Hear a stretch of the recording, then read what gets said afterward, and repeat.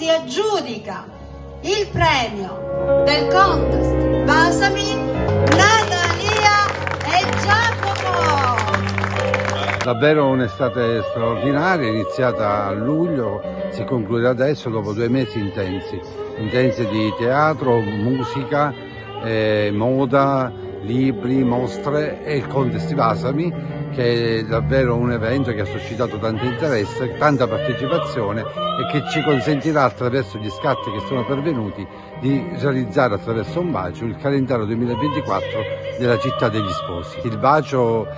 doveva significare, oltre una manifestazione di affetto tra madre e figlio, tra amanti, tra coniugi, doveva anche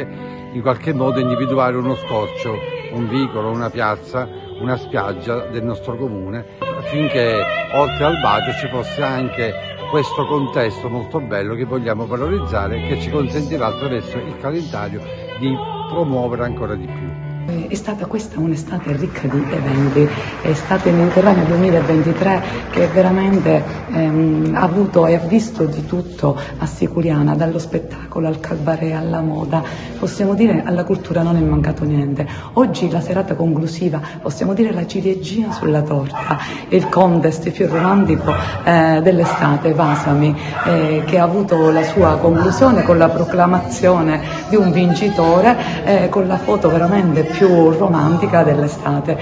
Siamo veramente contenti e soddisfatti di come è andata la nostra estate siculianese.